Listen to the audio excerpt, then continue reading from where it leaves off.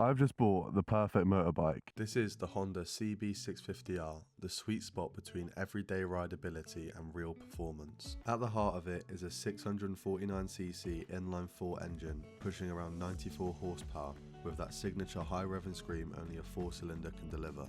It's smooth down low, but when you wind it out, it absolutely comes alive. The stock exhaust keeps things refined, but open it up and you get that sharp, classic inline-4 note that makes every tunnel irresistible. It rolls on lightweight cast aluminium wheels, 17-inch front and rear, wrapped in wide sport rubber for confident gripping corners. Weighing in at just about 202 kilos wet, it's balanced, planted and surprisingly agile for a middleweight 4-cylinder. You also get Showa separate function big piston forks up front, a steel diamond frame for precise handling, and modern touches like full LED lighting and digital dash. It's not just a bike that looks good standing still, it's engineered to feel perfect the second you twist the throttle. So now you know the facts about this bike.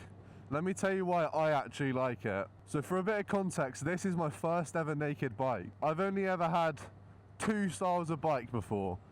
One being a Honda PCX, I've had a few of them.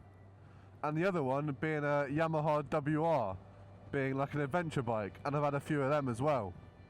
So going for a naked bike really was not in my general interest up until recently. And the reason why I did go for it was because when I was out on my WR250 about 2 years ago, one of my friends had bought a naked BMW, a 300, and he let me have a ride on it, and oh my god, it was the smoothest thing I'd ever ridden in my life. So the moment I rode that, I knew that I was missing out on something. So I then went on to ride my mate's MT-07, and that changed it for me even more. So from there on, I knew I was really missing out on enjoying riding a different way. So when this one came up on Facebook Marketplace, I thought, I better just take the chance while I've got it. And if I don't like it, I can always just sell it when the summer comes around and try and get a little bit more money from it. So why do I say I've bought the perfect bike? Let me split it into three categories for you. Commuting, fun, and then the bad bits. Because I believe anyone that's riding a motorcycle is only ever riding it for them two things. Either it's a cheap commute, or they just want to have some fun on it. Or both. So I'll start with what I think about this bike for commuting. I think it's very, very good. However, it does have a bit of an Achilles heel, but I'll get onto that in the bad bits. So overall, what you want when commuting on a motorbike is you want a good amount of power to get out of a situation that you don't want to be in, if necessary, as well as an easy to control clutch, which isn't going to kill your forearms after 5 minutes of filtering. And this bike can filter for as long as you need it to. The only gripe I have is my bar end mirrors, because they're just not optimal for filtering whatsoever. And for general city riding, 30-40 mile an hour, it's very good, it's smooth power delivery, and it can do it all day.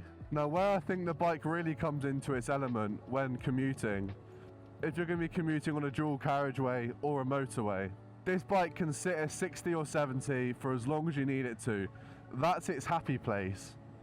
Being the inline 4, it revs to 14,000, and really that's where all the power is in the top end. Now that leads me on to the fun part of this video. The most fun you can have on this bike is 6,000 RPM up because of this engine. Don't get me wrong, it does move when you want it to move from a start. However, a bike like an MT-07, because of the torque figure that that engine produces, this cannot match what that bike can do off of a start. However, like I said, because it's mostly in the top end, this bike, you'll go past an MT-07 in the top rev range very easily. Now I do have a lot of fun on this bike, being my first kind of road naked bike, but I'm sure some people might say it's boring because of the fact all the power is in the top end.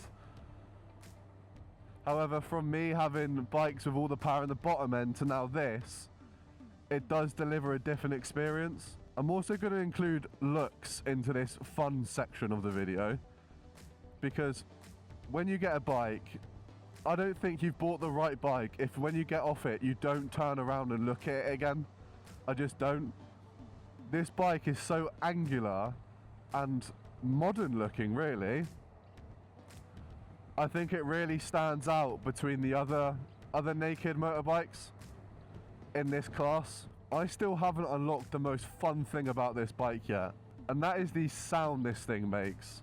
Again, because of the high rev range, this thing absolutely sings in the high RPM. Now, I may or may not have an exhaust sat at home waiting to go on this bike, so if you'd like to hear what this sounds like and an installation video, then click that like button and make sure to hit the subscribe while you're there. Right, now all that's out the way, it's time for the Achilles heel of this bike. So, eagle-eyed viewers might have noticed it already looking at my dashboard. I'm in a 30 section of road, going into a 20, and the temperature gauge creeps up.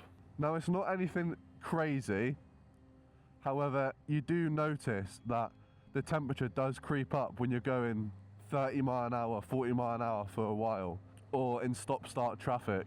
However, as soon as you get onto a 60 road, the bike then starts getting the air through it and it cools down straight away. So we are almost at the end of this video. However, I have one last bad point to mention. When I first bought this bike, I hadn't been on a bike for about a year. And let me tell you, my arse felt it. I had to ride this bike about an hour home after buying it. And this seat is not the comfiest thing in the world. Don't get me wrong, now that I'm used to it, it really doesn't bother me. However, I can imagine if you want to buy this bike to do some touring, maybe 3-4 hour rides each day, like traveling a country, I may have to suggest to you to get a comfier seat. So all in all, I really don't have too much to say about this bike because it doesn't absolutely wow me. However, it doesn't disappoint me. I think it's just a perfect medium kind of potentially beginner A2 motorcycle or direct access motorcycle that anyone with maybe no motorbiking experience can just jump on and be able to ride it because of how easy it is to ride. So if you like today's video and you want to watch more, make sure to click here and watch another one of my videos.